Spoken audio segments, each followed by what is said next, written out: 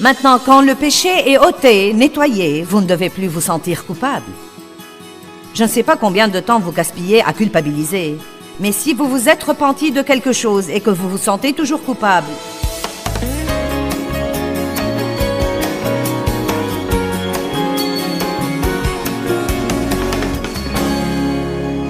je veux parler du moyen de s'occuper efficacement du péché, car nous ne pouvons vraiment pas l'ignorer.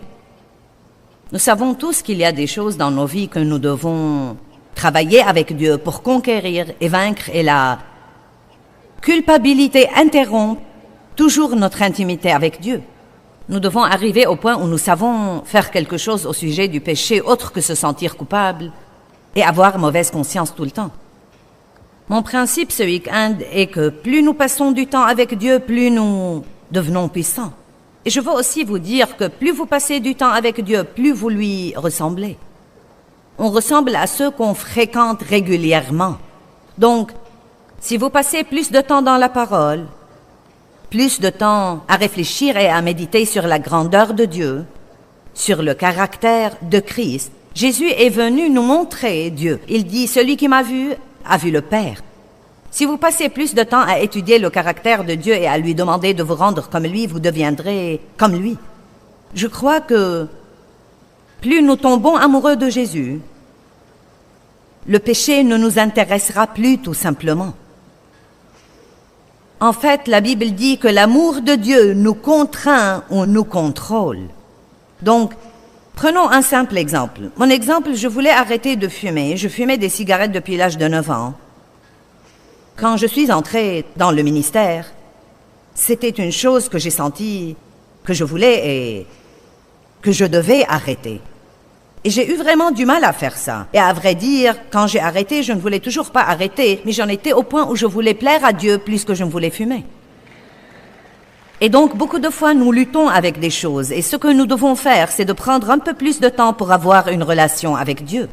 Laissez Dieu vous aimer jusqu'à votre guérison. Apprenez à l'aimer. Apprenez à quel point il est beau, à quel point il est merveilleux, à quel point c'est étonnant que vous puissiez avoir une relation avec Dieu.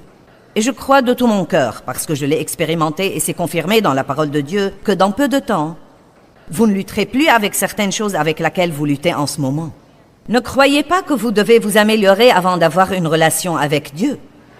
Dieu n'est pas surpris par votre comportement. Il savait tout sur vous avant de vous inviter à une relation avec lui. Et la parole dit qu'avant la fondation du monde, Christ nous connaissait déjà et nous avait choisis et appelés à être siens. Vous n'êtes donc pas obligé de vous améliorer avant de venir à lui. Il vous accepte comme vous êtes. Il ne vous aimera jamais plus qu'il ne vous aime en ce moment même. Mais plus vous l'aimez, plus vous allez vouloir faire ce qui est juste. Plus vous savez qui vous êtes en Christ, que vous êtes justifié devant Dieu par le sang de Christ, plus vous voudrez faire ce qui est juste. Dieu ne nous dit jamais de faire quelque chose sans nous équiper pour le faire. Il ne nous dit pas « ne faites pas ça et faites ça » s'il nous est impossible de le faire. Donc aujourd'hui, je veux vous parler de quelques angles différents de tout ce problème du péché, car nous savons que c'est un problème et ça ne nous sert à rien de l'ignorer. Comment pouvons-nous nous occuper efficacement du péché? Nous allons retourner à quelque chose que j'ai déjà dit sur l'intimité ce week-end. J'ai dit que les deux choses dont nous avons besoin pour avoir l'intimité avec Dieu sont la vérité et un investissement de temps. Jésus a dit « Je suis le chemin, la vérité et la vie. Nul ne vient au Père que par moi. » Il y a un chemin et il nous prescrit de le prendre. Il y a une vérité qu'il veut nous révéler. Et si nous recevons cette vérité pour nous-mêmes et au sujet de nous-mêmes, à ce moment-là, nous aurons cette vie, ce genre de vie, cette vie Zoé dont parle Dieu. En fait, un des tout premiers versets que Dieu m'a révélé quand j'ai d'abord commencé à étudier sérieusement la parole, il y a 35 ans, était Jean 8, 31 et 32. Si vous demeurez dans ma parole, vous êtes vraiment mes disciples, vous connaîtrez la vérité, et la vérité vous rendra vraiment libre. Vous voyez, la triste vérité est que beaucoup de gens aiment Dieu, mais ils sont très trompés. Très trompés. Ils ont de mauvaises façons de penser. Ils pensent des choses sur eux-mêmes, ils pensent des choses sur leur passé, sur leur avenir. Ils pensent même des choses sur Dieu qui ne sont absolument pas vraies. Par exemple, puis-je vous annoncer aujourd'hui une bonne nouvelle, comme quoi Dieu n'est pas fâché de vous?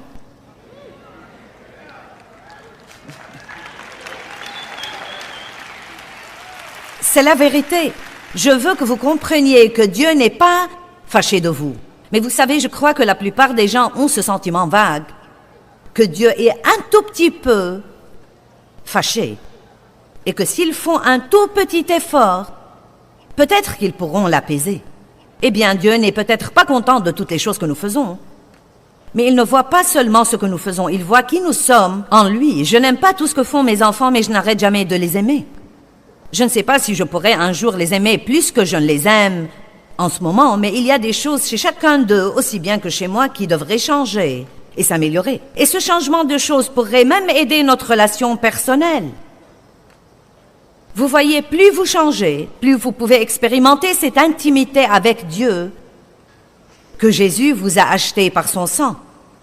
Plus nous lui ressemblons, plus nous ressemblons à ce qu'on fréquente, plus vous communiez avec lui, plus vous sentez que vous le connaissez.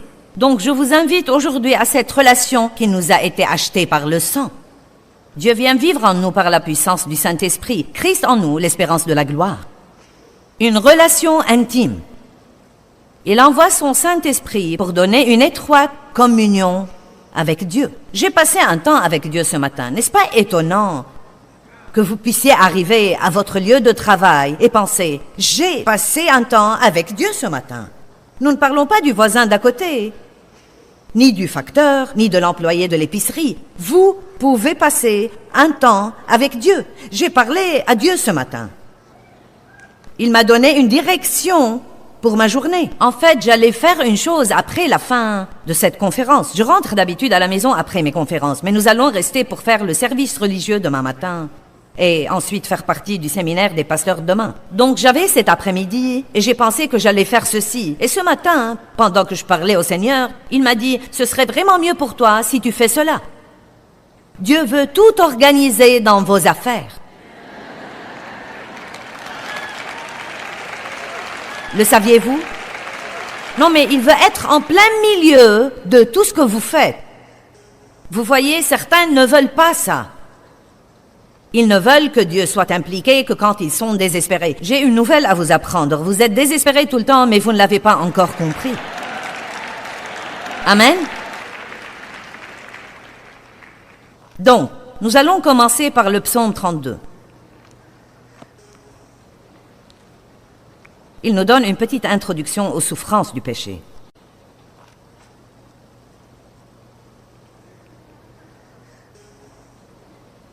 Merci Seigneur pour cette parole aujourd'hui. Révèle-la exactement comme tu veux qu'elle soit révélée et fais que tout le monde prête attention ici et la comprenne. Au nom de Jésus. Amen. Bienheureux, heureux, chanceux et à envier celui dont la transgression est continuellement pardonnée, l'homme dont l'offense est enlevée et dont le péché est couvert.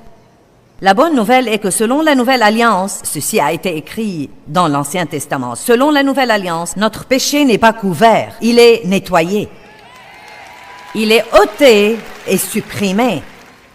Et la Bible dit que Dieu non seulement nous le pardonne, mais encore l'éloigne, autant l'Orient est éloigné de l'Occident et il ne s'en souvient plus. Maintenant, quand le péché est ôté, nettoyé, vous ne devez plus vous sentir coupable.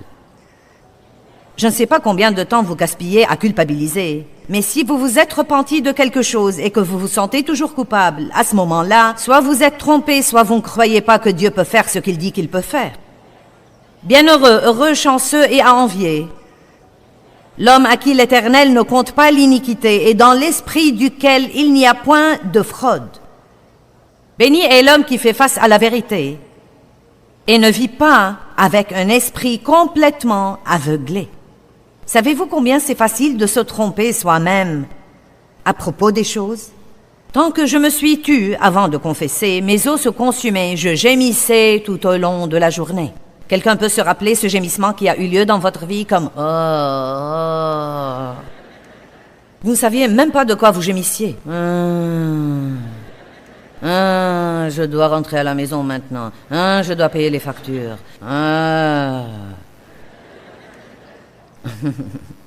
Car nuit et jour, ta main de mécontentement pesait sur moi.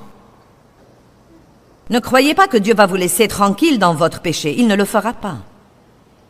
Il vous poursuit pour un bon but dans votre vie. Je pensais avant Dieu, si tu me montres encore une chose qui ne va pas chez moi, je vais juste... Je ne sais pas ce que je vais faire, mais je ne peux plus supporter voir une chose de plus. Tu ne peux pas me laisser tranquille pendant un petit moment? Et puis j'aime surtout ce verset qui dit « Celui que l'Éternel aime, il le châtie. Il lui dit ses défauts. » Parfois je pensais « Pourrais-tu m'aimer un peu moins aujourd'hui? Je crois que j'ai vu tout ce que je peux supporter de voir. » Mais vous savez quoi? Je ne le dirai jamais à Dieu maintenant. Je ne veux plus jamais qu'il me laisse tranquille. La pire condition dans laquelle nous puissions jamais être, c'est de ne jamais changer. Si vous croyez que vous craignez le changement, pensez à rester comme vous êtes. Maintenant, ceci, frères et sœurs, est une pensée effrayante. Je suis si reconnaissante que nous ayons l'espoir de changer. Seul Dieu ne change jamais, mais il n'y a rien d'autre qu'il ne puisse pas changer. Je t'ai fait connaître mon péché, et je n'ai pas caché mon iniquité. J'ai dit, je confesserai mes transgressions au Seigneur, dévoilant continuellement le passé jusqu'à ce que tout soit raconté. Et toi, tu as instantanément pardonné l'iniquité de mon péché. Posez et pensez-y calmement. C'est pourquoi ce pardon amène tout homme pieux à prier le jour où il te rencontre. Certainement, quand les grandes eaux des épreuves débordent, celles-ci n'atteindront pas son esprit. Maintenant, écoutez ça. Car tu es mon asile. Toi, Seigneur, tu me préserves de la détresse. Tu m'entoures de chants et de cris de délivrance. Amen. Maintenant, je crois que plus nous avouons tout à Dieu, et rappelez-vous, il sait tout de toute façon. Pourquoi est-ce donc important que nous lui disions tout? Pourquoi est-ce important que nous verbalisions et que nous confessions ces choses à Dieu? Parce que je crois que bien des fois notre langue ressemble à une louche. Elle descend à l'intérieur et sort des choses dont nous pouvons nous débarrasser. Nous avons besoin de la confession. Vous avez entendu le proverbe, la confession est bonne pour l'âme, et c'est vrai. C'est vrai. Je me rappelle une époque où j'essayais de prier sans avouer un péché que j'avais commis. Et je disais, « Oh Seigneur, pardonne-moi s'il te plaît, je l'ai manqué. » Car le mot péché veut dire manquer l'objectif. Mais je ne voulais pas dire ce qu'était mon péché, donc j'ai dit, je l'ai manqué. Et le Saint-Esprit m'a dit tout de suite, manquer quoi? Parlons-en. Je veux l'entendre. Appelons-le par son nom. Mais vous savez, nous aimons beaucoup de fois éluder les choses parce qu'elles sont si laides que nous ne voulons même pas les mettre au grand jour et en parler. Et si vous luttez vraiment avec quelque chose dont vous n'arrivez pas à vous libérer, une des choses les plus saines que vous puissiez faire, c'est de trouver un ami spirituel ou un membre de la famille en qui vous avez vraiment confiance et lui raconter ce qui se passe dans votre vie et dire « Priez pour moi ». La Bible nous enseigne qu'il y a des moments où nous confessons nos péchés les uns aux autres afin que nous soyons guéris et rétablis à un ton spirituel de la pensée et du cœur. Beaucoup de gens sont malades à cause des secrets qu'ils gardent. Amen. Il n'y a rien que vous puissiez raconter à Dieu qu'il ne sache pas déjà, et rien qui puisse le choquer, et rien qui l'empêche de vous aimer jusqu'à ce que vous soyez guéris. Commencez donc par tout avouer à Dieu. Parlez-lui de la douleur dans votre vie. Parlez-lui de vos déceptions. Parlez-lui de ce que vous ressentez, et ensuite, après avoir tout avoué, décidez de croire la parole. Et sachez que Dieu et Dieu seul peut vous pardonner et vous donner la guérison. Jean 16, 7. De temps en temps, j'ouvre Jean 16 le matin et je lis sur le merveilleux ministère du Saint-Esprit. J'aime me revigorer dans ces principes bibliques puissants que je connais déjà. Il y a quelque chose de merveilleux quand on regarde les mots sur la page. Nous allons donc mettre sur le rétroprojecteur et vous permettre de les regarder. Jean 16, 7. Cependant, je ne vous dis que la vérité quand je vous dis qu'il vous est bénéfique, bon, opportun, avantageux que je m'en aille. Jésus dit, il sera mieux pour vous que je m'en aille. Mais comment serait-ce possible? Cela veut dire que nous sommes plus privilégiés que les 12 disciples qui ont voyagé et mangé avec Jésus. Nous sommes plus privilégiés. Vous voyez, nous pensons, oh non, ce serait tellement mieux si nous pouvions le voir. Vous voyez, c'est vraiment mieux de croire. Bienheureux ceux qui n'ont pas vu et qui ont cru. Dieu nous donne une mesure de foi pour que nous puissions entrer dans le royaume invisible avec un cœur de foi. Et cela peut être aussi réel pour nous, comme si c'était ici devant nous. Quel est ce privilège? Parce que Jésus ne pouvait être que dans un seul endroit à la fois, mais le Saint-Esprit peut être partout, tout le temps. Il peut me parler à moi et à vous tous, me mener et vous mener, tout en même temps. Nous ne sommes jamais quelque part où il n'est pas. Nous ne devons pas essayer d'arriver à lui. Il vit à l'intérieur de nous. Car si je ne m'en vais pas, le consolateur, maintenant c'est ce qui vit en vous, le consolateur, le conseiller, l'aide, l'avocat, c'est comme un avocat qui combat pour vous, l'intercesseur, celui qui vous fortifie, et celui qui se tient prêt. J'aime ça, celui qui se tient prêt. Avez-vous jamais été en stand-by pour voyager? Vous vous tenez prêt au cas où il y a une place disponible. C'est exactement ce que fait le Saint-Esprit. Il se tient prêt au cas où nous lui donnons une petite ouverture dans notre vie, ou que nous ayons besoin de lui. Il est toujours là. Le consolateur, le conseiller, l'aide, l'avocat, l'intercesseur, celui qui nous fortifie, celui qui se tient prêt, ne viendra pas vers vous en communion étroite avec vous, mais si je m'en vais, je vous l'enverrai pour qu'il soit en communion étroite avec vous. Pouvons-nous prendre un moment et nous imbiber de cette vérité, comme quoi nous pouvons avoir une communion étroite et intime avec Dieu?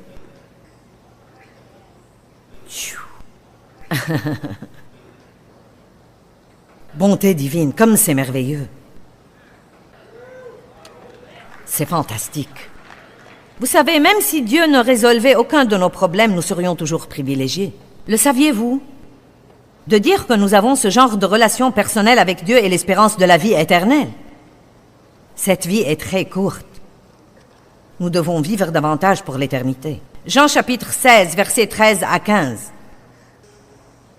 Mais quand lui, l'Esprit de vérité, l'Esprit qui donne la vérité sera venu, il vous conduira dans toute la vérité.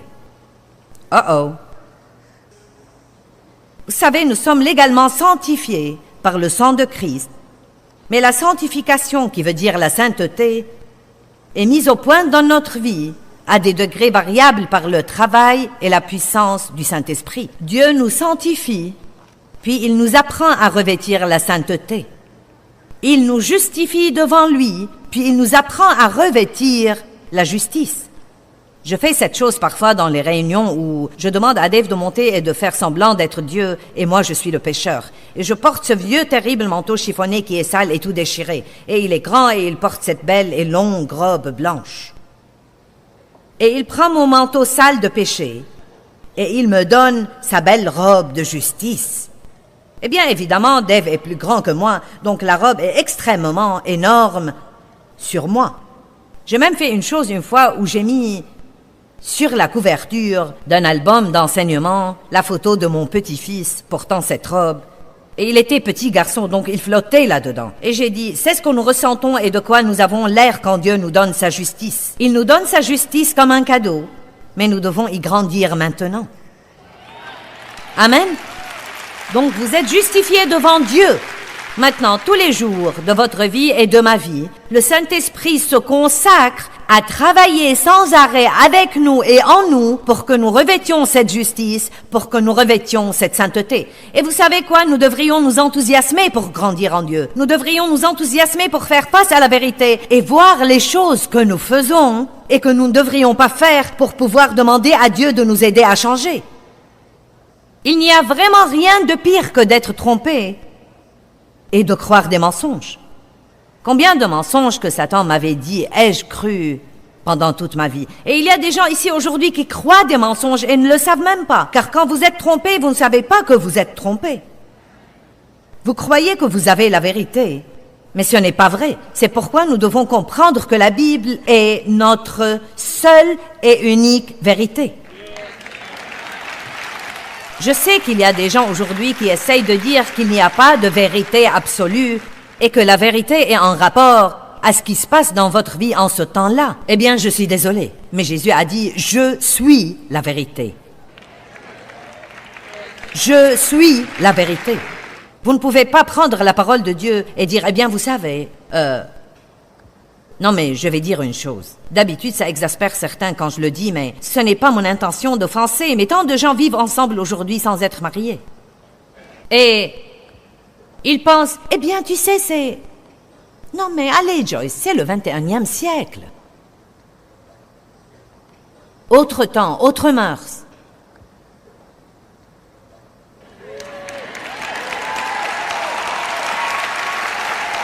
Et vous savez quoi?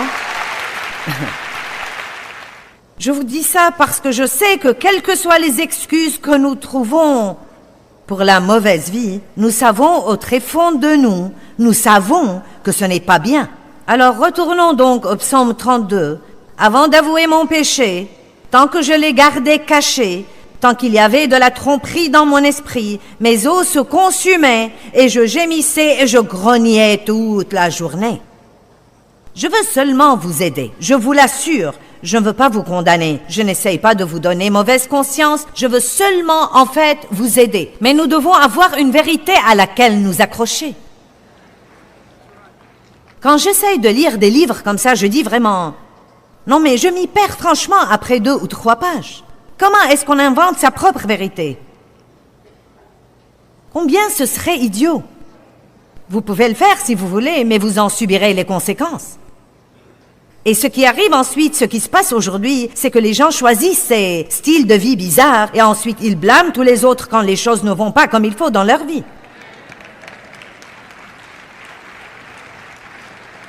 Et si vous voulez savoir la vérité, je dis ces choses surtout aux multitudes de gens qui nous regardent à la télé.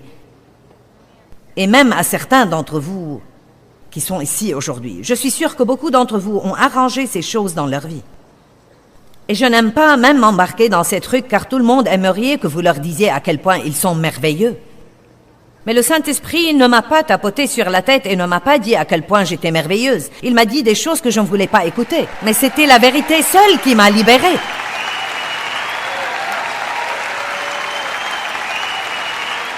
Et vous savez quoi? Ce n'est pas ma responsabilité de prêcher un message qui va vous rendre comme moi. C'est ma responsabilité d'enseigner la vérité et ce que je suis menée par le Saint-Esprit à enseigner. Et peut-être que vous n'aimez pas tout ce que je dis, mais je crois vraiment que si vous suivez l'enseignement que j'essaye de vous donner, éventuellement vous m'aimerez bien à la fin.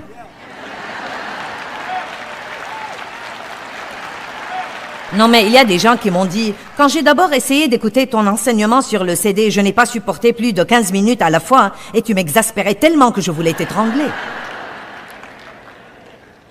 Vous savez pourquoi? Parce que la vérité est choquante.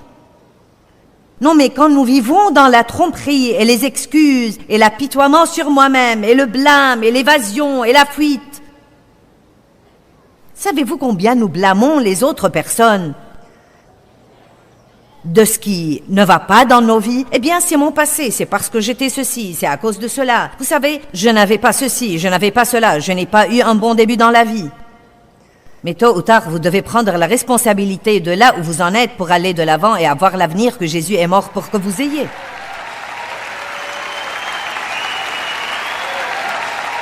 J'aime ça. L'esprit de vérité vit à l'intérieur de nous. Dieu merci, nous ne sommes pas obligés d'être trompés. Quand l'esprit de vérité sera venu, l'esprit qui donne la vérité, il vous conduira dans toute la vérité complète. Il ne dira pas son propre message de son propre chef, mais il dira tout ce qu'il aura entendu du Père. Il donnera le message qui lui a été donné et il vous annoncera et vous déclarera les choses qui vont arriver et les choses qui arriveront à l'avenir. Il m'honorera et me glorifiera, car il prendra, recevra de ce qui est à moi, et vous l'annoncera, le déclarera, le révélera et le transmettra. J'aime ça. Écoutez, tout ce que le Père a est à moi. Il dit, tout ce que le Père a est à moi. Jésus dit, tout ce que le Père a est à moi. Si nous reculons d'un verset, il dit aux disciples, il y a encore beaucoup de choses que je dois vous dire et vous enseigner, mais vous n'êtes pas encore prêts. Je vous enverrai donc le Saint-Esprit, l'Esprit de vérité, et il demeurera et vivra au-dedans de vous, et il vous fera accéder à la vérité tout entière, afin que tout ce que j'ai et que le Père m'a donné, je puisse vous le transmettre à vous par la puissance du Saint-Esprit. Alléluia! Alléluia! Alléluia! Le psaume 32:1 dit « Bienheureux, heureux, chanceux et à envier, celui dont la transgression est continuellement pardonnée, dont l'offense est pardonnée et dont le péché est couvert. » Le moyen efficace de s'y prendre avec le péché, c'est de croire que le Christ vous a nettoyé de votre péché. C'est toujours le premier pas. Et ensuite, Dieu vous mènera pour vivre libre de la condamnation et aussi pour vaincre le péché. Vous savez, il y a beaucoup de batailles que nous livrons dans la vie, mais nous ne devons pas les livrer. Nous pouvons laisser Dieu combattre à notre place, car la bataille appartient vraiment au Seigneur.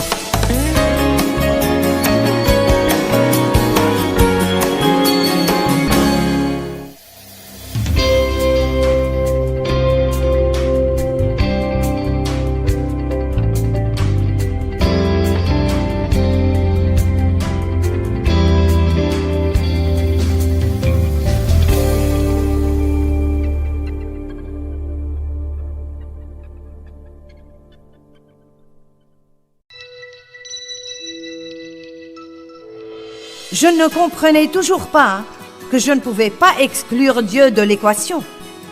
Et donc, Dieu vous laissera essayer jusqu'à ce que vous soyez complètement épuisé et que finalement, vous disiez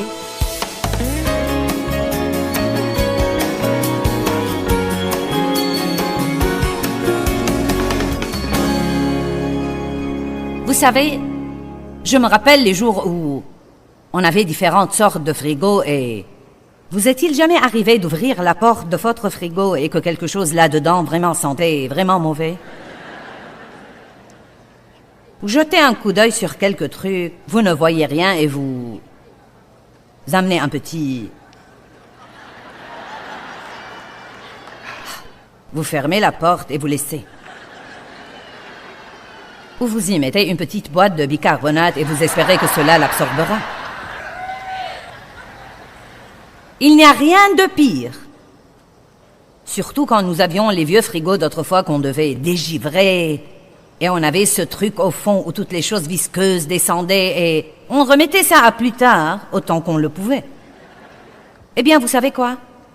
Sans vous offenser, mais certains d'entre vous ont des trucs poisseux. Et il y a une puanteur qui se dégage de votre vie.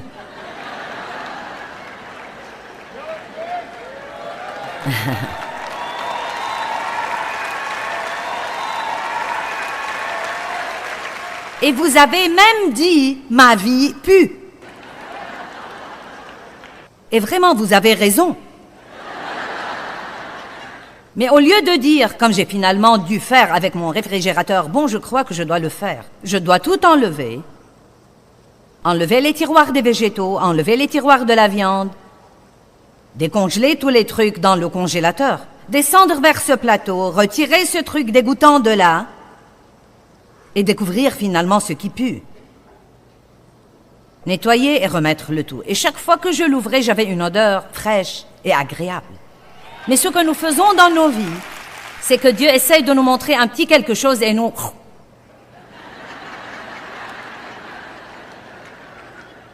Joyce, tu as une mauvaise attitude. Le Saint-Esprit m'a montré... Eh bien, j'ai été abusée.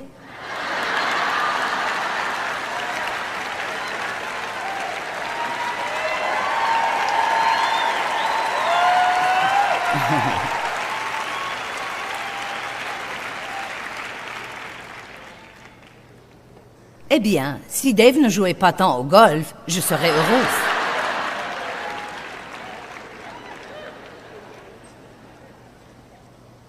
S'il me parlait davantage. Et s'il était un peu plus agressif, je n'aurais pas eu à tout faire. Vous savez ce qu'il m'a dit un jour? Remercie Dieu parce que je suis comme ça.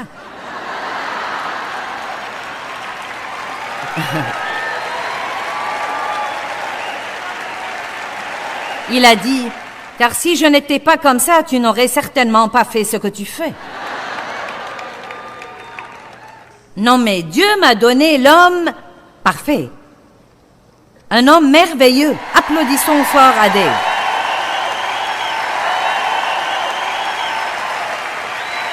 Amen.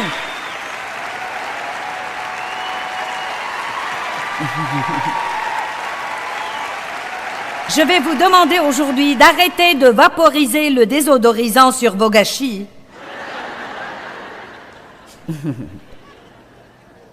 Et de dire, bien Dieu, démontons ce truc et regardons de plus près ce qui se passe vraiment. Ce que nous devons faire, c'est de demander à Dieu, pourquoi suis-je coléreux? Pourquoi suis-je si difficile à vivre? Quelle est la cause profonde de mon problème? Si vous avez une mauvaise herbe dans votre jardin et que vous continuez à l'élaguer, elle continuera à pousser car vous devez la déraciner. Quand j'avais mon frigo qui puait aussi abondamment que je le désodorisais, la puanteur persistait car la pourriture continuait jusqu'à ce que je découvre la cause profonde de ce qui se passait. Vous savez, j'avais une si mauvaise attitude. Et j'étais autoritaire, j'étais manipulatrice. Je m'emportais tout le temps si je ne faisais pas à mon idée. Tout le monde me devait quelque chose. J'étais aigrie parce qu'après tout, j'étais victime d'abus et j'étais maltraitée et ce n'était vraiment pas juste. Vous savez, ce n'était pas juste. Et je sentais qu'on me devait quelque chose et j'avais besoin d'être compensée, mais je cherchais la compensation de toutes les fausses personnes. J'essayais de faire payer à tous les hommes ce que mon père m'a fait. J'essayais de faire que Dave paye ce que mon père m'a fait. Peut-être que vous essayez de faire payer les fausses personnes. Dieu vous compensera. En fait, la Bible dit qu'il vous rendra le double pour vos anciens ennuis. Mais pas avant d'arrêter de vaporiser le désodorisant sur la puanteur. Vous devez dire, tu as raison Dieu, j'ai vraiment une mauvaise attitude. Et je sais quelle en est la raison, mais je ne peux pas rester comme ça. Je veux que tu me changes. Arrêtez de demander de Dieu de changer vos circonstances et demandez-lui de vous changer. Amen. Vous savez quoi? Comment est-ce que nous changeons? En essayant, en luttant, en étant frustrés, en faisant de gros efforts, en résistant au péché, en essayant encore, en nous haïssant nous-mêmes, nous décourageant, culpabilisant. Je suis arrivée à un point où je ne me sentais pas bien si je ne me sentais pas mal. C'était devenu ma nouvelle religion, me haïr pour tout ce que je faisais de mauvais. Et à dire vrai, quand j'ai étudié la parole, je me suis détestée plus que je ne le faisais avant de commencer à l'étudier. Car avant de commencer à avoir une certaine vérité, je croyais que tous les autres avaient un problème, certainement pas moi. Ensuite, j'ai commencé à lire la parole et j'ai découvert que j'avais un problème. Mais j'ai fait l'erreur classique, j'ai essayé de changer. Maintenant, restez avec moi. Ne vous avisez pas de quitter ici pour rentrer chez vous et essayer de changer. Vous dites, eh bien, que veux-tu que je fasse alors? La première chose que je veux que vous fassiez, c'est de vous repentir parfaitement et complètement. Avouez votre péché, confessez votre péché. Il est fidèle et juste pour nous pardonner tous nos péchés et pour nous purifier continuellement de toute notre iniquité. Faites face à la vérité, repentez-vous, soyez prêts à changer. Demandez à Dieu de vous changer. Sans lui, vous ne pouvez rien faire, vous ne pouvez pas vous changer. Seul Dieu peut vous changer, mais il ne vous changera pas jusqu'à ce que vous fassiez face à la vérité, que vous vous repentiez et que vous vous humiliez complètement et totalement et que vous vous appuyez sur lui. Nous sommes sauvés par la grâce et nous devons apprendre à vivre de la même façon. Et la grâce et la puissance du Saint-Esprit pour faire que se produise dans nos vies quelque chose que nous ne pouvons pas faire. Qu'est-ce que la grâce? Éphésiens 2, 8, 9 dit que nous sommes sauvés par la grâce, la miséricorde imméritée de Dieu à nous les pécheurs. Mais c'est la puissance aussi. C'était la puissance qui a ressuscité Jésus d'entre les morts. Si le même esprit qui a ressuscité Jésus demeure en nous, il nous ravivera et nous donnera la puissance. Dieu vous changera, mais vous devez aller à lui. C'est pourquoi je dis aux gens, prenez toutes les notes que vous avez de ces conférences. La chose la plus importante que vous devez faire quand vous rentrez, c'est de faire votre réunion privée avec Dieu. Je veux que vous alliez faire une réunion privée avec Dieu, car je peux vous aider jusque-là. Il doit vous aider tout le reste du chemin. Je peux vous enseigner la vérité, mais je ne peux pas vous changer. Donc maintenant, prenez vos notes, allez et dites, oh bon Dieu,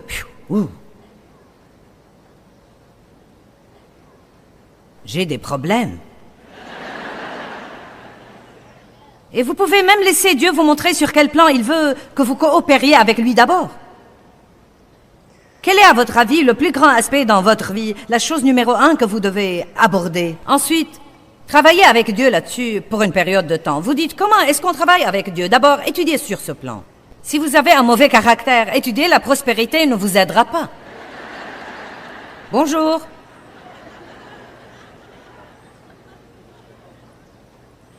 Si vous êtes impatient et que vous vous emportez 20 fois par jour, vous devez étudier la patience, vous devez étudier la colère et chercher tous les versets que vous pouvez trouver, peut-être chercher des définitions. Vous devez écrire des choses à la main ou les mettre sur votre ordinateur si vous préférez. Rien ne va pouvoir vous aider comme votre étude personnelle privée.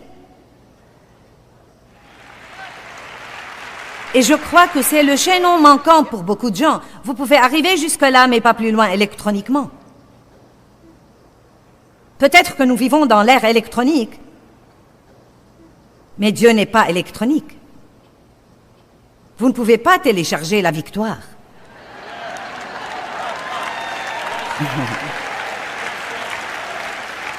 Et dans notre société aujourd'hui, nous pouvons tout acheter sans sortir de nos voitures. Photo drive-in, restaurant drive-in, nettoyage drive-in, mais nous ne pouvons pas avoir un exaucement drive-in. Il va falloir garer quelque part. Allez, et restez calme assez longtemps pour dire « Dieu, montre-moi la vérité ». Je me rappelle un jour où je priais pour Dave. J'étudiais un peu de la parole et maintenant je savais vraiment quels étaient les problèmes de Dave. Non mais je priais en criant et en tapant le plancher. « Oh Dieu, Dieu, tu dois aider Dave. Dieu, tu dois changer Dave. » Je voulais être heureuse et j'ai cru que je serais heureuse si Dave changeait. J'étais tellement éprise de cette prière que je ne voulais même pas écouter Dieu. Avez-vous jamais été si épris de votre prière que vous ne vouliez même pas écouter Dieu? Ensuite, j'ai senti que le Saint-Esprit m'interrompait. « Joyce, Joyce, excuse-moi, je prie. Joyce! »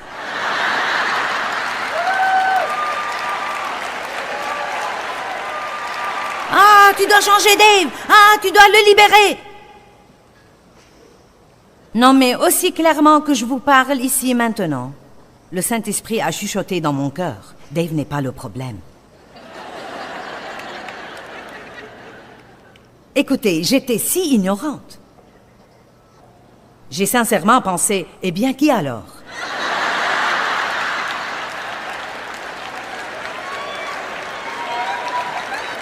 Non, mais franchement, je ne pouvais même pas m'imaginer que ce pourrait être moi.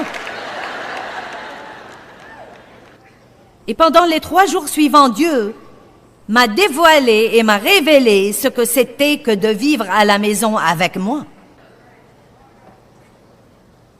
J'ai pleuré pendant 3 jours. J'avais si honte de moi et j'étais si désolée. Mais même à cette époque, je ne savais pas quelle était la cause profonde du problème. J'étais désolée. Mais j'ai continué à faire la même chose encore et encore, car bien que je sois désolée et que j'essayais de changer, je ne comprenais toujours pas que je ne pouvais pas exclure Dieu de l'équation. Et donc, Dieu vous laissera essayer jusqu'à ce que vous soyez complètement épuisé et que finalement vous disiez, Dieu, si je vais jamais changer, il va falloir que tu me changes. Parce que je ne peux pas faire ça. Et c'est le moment magique où le Saint-Esprit dit « Enfin, enfin le cirque est fini et je peux me mettre au travail. » Et vous savez, parfois Dieu ne vous change pas aussi vite que vous voudrez. Parfois vous pensez « Est-ce que je vais jamais surmonter ceci ?» Mais vous savez quoi? J'ai lu ça de quelqu'un qui était un grand homme de Dieu. Et il dit, oh, c'était une femme, Madame Guillon, et elle dit, même chez les meilleurs saints de Dieu, Dieu laisse souvent des faiblesses pour les garder dépendants de lui.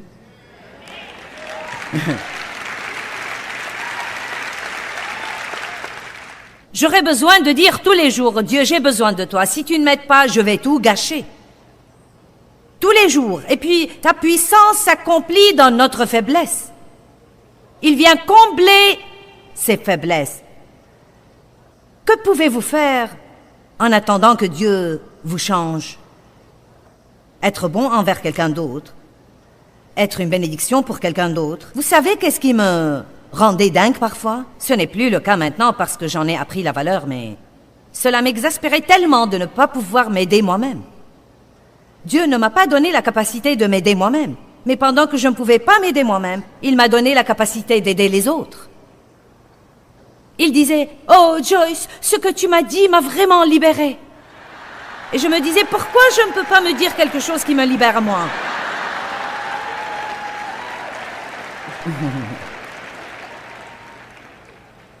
Car vous voyez, Dieu ne veut pas que je me libère moi-même. Il veut que je vous aide et ensuite, comme je vous aide, la moisson qui en viendra dans ma vie, c'est qu'il m'aidera. C'est pourquoi toute cette histoire de donner est si importante. Nous croyons que nous ne pouvons rien faire pour Dieu ou que nous ne pouvons pas être utilisés par Dieu. Comment pourrais-je aider les autres alors que je suis un gâchis pathétique moi-même? Alors à moi. Je me hais, je suis si mauvais. Vous savez quelque chose, quand Dieu m'a d'abord appelé à enseigner, c'était carrément hystérique. J'étais un tel gâchis, c'était pathétique. Mais j'avais le don d'enseignement. Et je m'asseyais dans ma salle de séjour en short court, aussi court que je pouvais en trouver. Je soufflais la fumée sur tout le monde en enseignant la Bible. Je sais que certains d'entre vous, vous êtes trop bigots pour le croire, mais croyez-moi. C'était ouin. Les gens venaient malgré les tempêtes de neige pour s'asseoir sur le plancher de ma salle de séjour. Ils faisaient face aux tempêtes de neige pour venir m'écouter enseigner. Dieu sait non seulement où vous en êtes, il sait où vous allez arriver.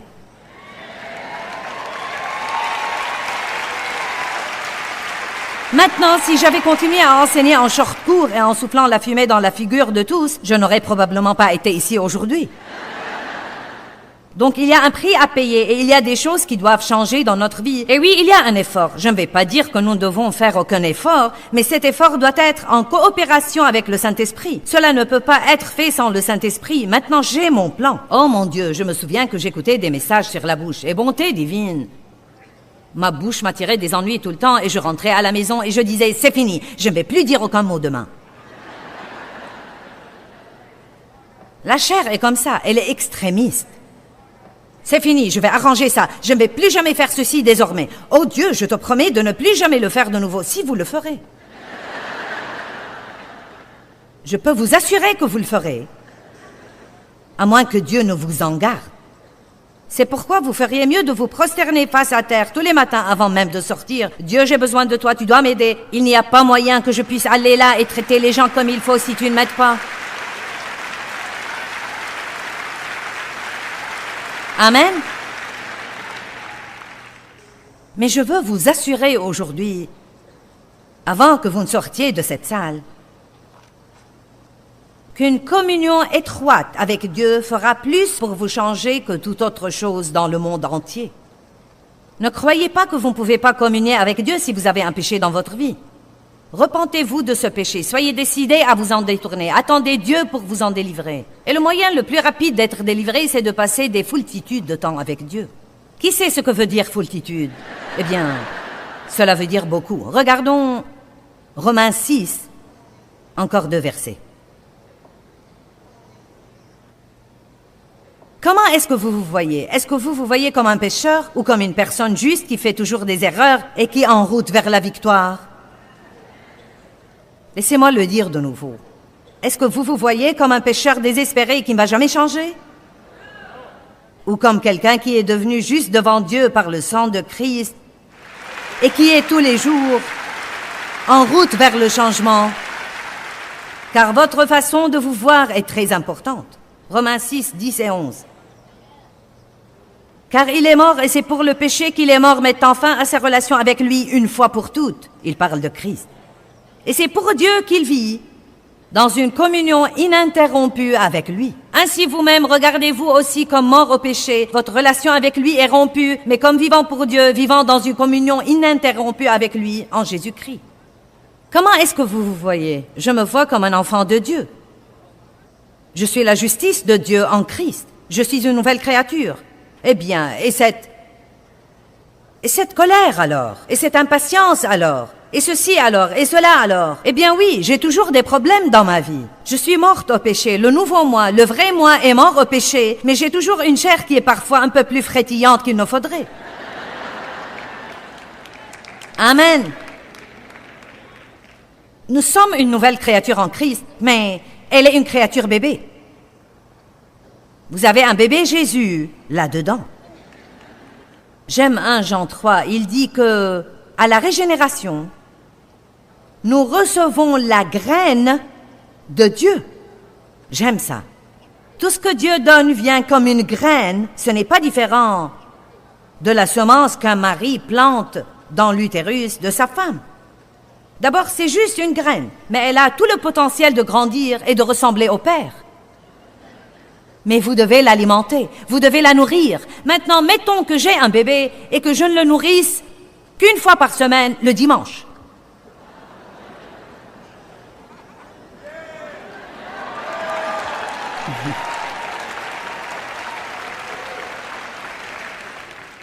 Il sera un bébé malade, un bébé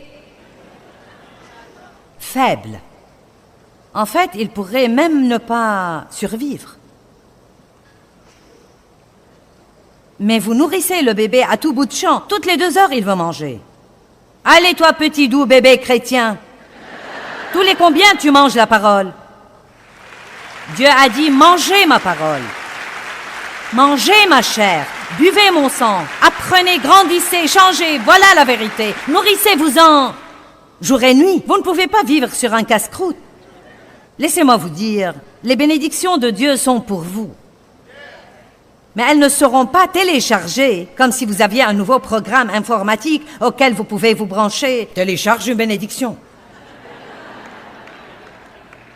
Ce n'est pas mon travail de vous changer. Mon travail comme enseignante est de vous enseigner ce que vous pouvez faire pour que vous puissiez changer. Je ne peux pas avoir votre relation avec Dieu à votre place. Je peux vous orienter dans la bonne direction, mais vous devez rentrer chez vous et vous devez chercher Dieu de tout votre cœur. Et quand vous faites ça, vous le trouverez.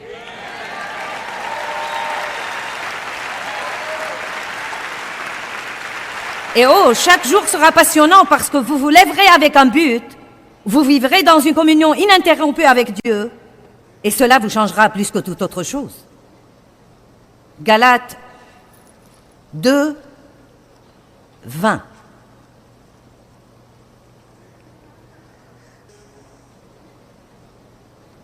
J'ai été crucifié avec Christ. En lui, j'ai partagé sa crucifixion. Ce n'est plus moi qui vis, mais c'est Christ qui vit en moi. Et la vie que je vis maintenant dans la chair, je la vis dans la foi au Fils de Dieu qui m'a aimé. Vous devez connaître l'amour de Dieu et qui s'est livré lui-même pour moi. Eh bien, La première chose que je veux vous dire, c'est que Paul n'a fait cette déclaration que 20 ans après sa conversion. Donc ça n'arrive pas du jour au lendemain. Vous ne pouvez pas dire le jour 1, comme un petit bébé chrétien, je suis mort au péché et je vis pour le Christ et je marche par la foi et je suis l'homme ou la femme que je devrais être. Dans le verset suivant, il dit « Donc je ne m'y prends pas avec le don gracieux de Dieu, le don de grâce, comme quelque chose d'importance secondaire. » Une autre traduction dit « Je ne prends pas la grâce de Dieu en vain. » Maintenant, d'abord, la grâce nous sauve et ensuite la grâce nous change. D'abord, la grâce nous sauve et ensuite la grâce nous change. Maintenant, écoutez-moi. Un pécheur est justifié par la grâce, mais le péché n'est jamais justifié. Et ceci est un des grands problèmes que nous avons dans le monde aujourd'hui. Il y a dans quelques cercles un excès d'enseignement sur la grâce, où les gens croient qu'ils peuvent vivre comme ils veulent et Dieu comprend et il leur pardonne et... Vous savez, tout est relatif et... Il n'y a pas de vérité absolue et Dieu est cool et il comprend et il est un Dieu d'amour et il n'enverrait personne en enfer. Vous feriez mieux de relire la Bible.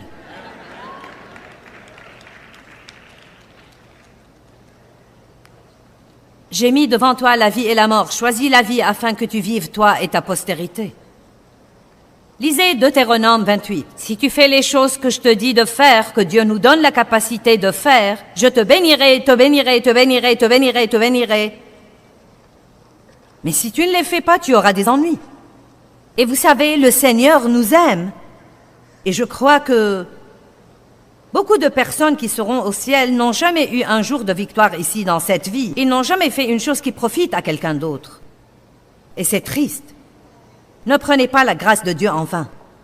La grâce de Dieu nous sauve, mais la grâce de Dieu nous change aussi.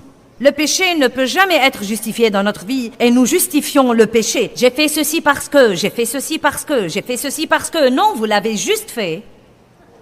Et il ne le fallait pas. Et nous y faisons face.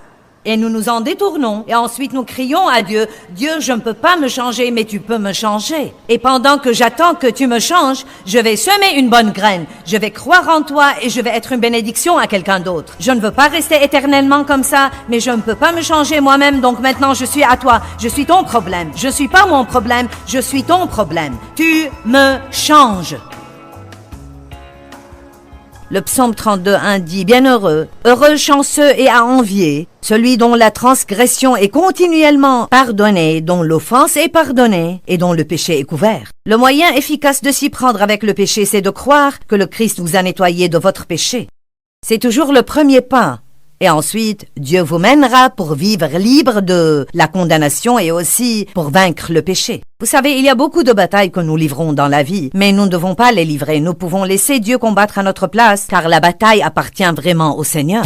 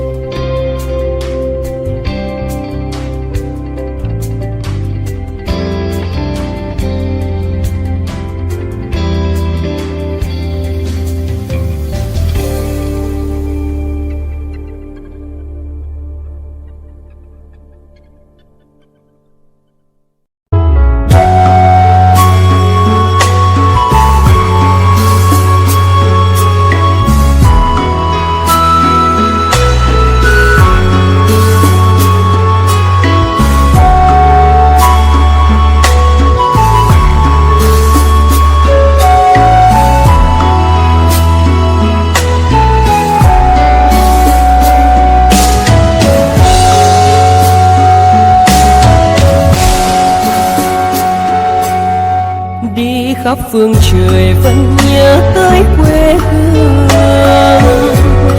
Người về đây thăm làng trù quê mẹ và làng sen quê cha, xúc động bồi hồi người rơi giọt lệ, thương mái nhà tranh thương đất mẹ nghèo.